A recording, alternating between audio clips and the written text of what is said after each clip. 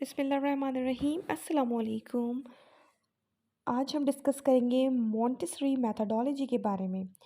Montessori actually एक education system है जो कि यंग बच्चों के लिए डिज़ाइन किया गया था और इसकी फाउंडर जो है वो मारिया मॉन्टेसरी हैं।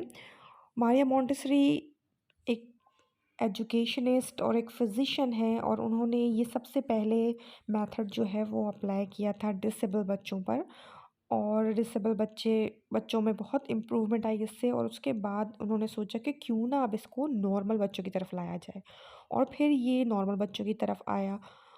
अब जो है ये पूरी दुनिया में इसी एजुकेशन सिस्टम के तहत छोटे बच्चों को पढ़ाया जाता है।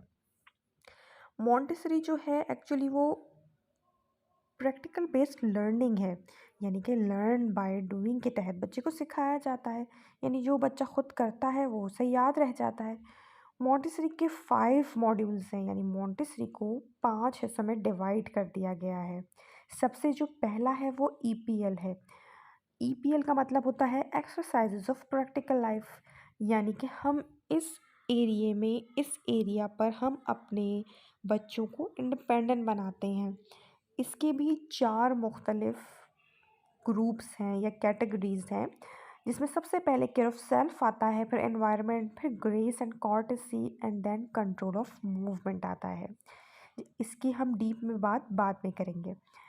उसके बाद अगर हम देखें तो इसमें बहुत सारी ऐसी एक्टिविटीज़ होती हैं जिससे बच्चा प्रैक्टिकल होता है, वो अपने मसल्स को मूव करता है और इसके अलावा बेशुमार ऐसी एक्टिविटीज़ हैं जो ईपीएल के अंदर शुमार होती हैं। उसके बाद सेकंड सेंसोरियल है। सेंसोरियल में इसके नाम से ही हाँ हम समझ जाते हैं कि सेंसोरियल का मतलब है senses.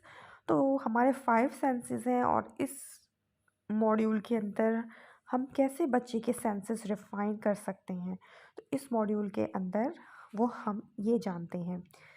Then mathematics is an important, बच्चे को मैथमेटिक्स के कॉन्सेप्ट किस तरह से क्लियर करवाने हैं, किस तरह से उसे मैथ्स को आसान बनाना है, तो वो तमाम चीज़ें मैथमेटिक्स के मॉड्यूल के अंदर आती हैं।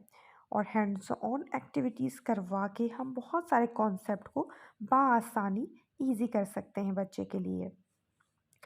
उसके बाद हम बात करते हैं अपने चौथे मॉड्यूल के बारे में, जो कि है लैंग्वेज।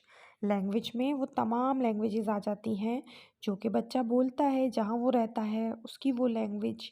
इसके अलावा जो वो लैंग्वेजेस सीखता है वो तमाम लैंग्वेजेस इस लैंग्वेज के मॉड्यूल में आ जाती हैं। कैसे उसने वर्ड बिल्डिंग करनी है, कैसे उसने सेंटेंसेस लिखने हैं, फ़ोनिक्स कैसे उसने इंट्रोड्यूस करवाने हैं बच्चे को, वो तमाम चीज़ें लैंग्वेज के अंदर आ जाती हैं। लैंग्वेज की भी बेशुमार एक्टिविटीज़ होती हैं जो कि हम आगे आपके साथ ज़रूर शेयर करेंगे। देन और फिर लास्ट में हम बात करते हैं आर्ट एंड कल्चर की। आर्ट बहुत इम्पॉर्टेंट है बच्चे के लिए, उसकी इनर फीलिंग्स को हम बहुत अच्छे से जान सकते हैं आर्ट के ज़रिए। और कल्चर में वो तमाम चीज़ें आ जाती हैं जहाँ बच्चा रहता है, उसके इर्द गिर्द की तमाम चीज़ें, वो जिस ज़मीन पे रह रहा है वो ज़मीन कैसी है, उसके इर्द गिर्द पौधे हैं, जानवर हैं, वो तमाम चीज़ें कल्चर में आती हैं। ओके, ये बहुत छोटा सा मैंने इंट्रोडक्शन दिया है। आई होप आप लोगों को समझ आया होगा। Thank you so much for listening and watching.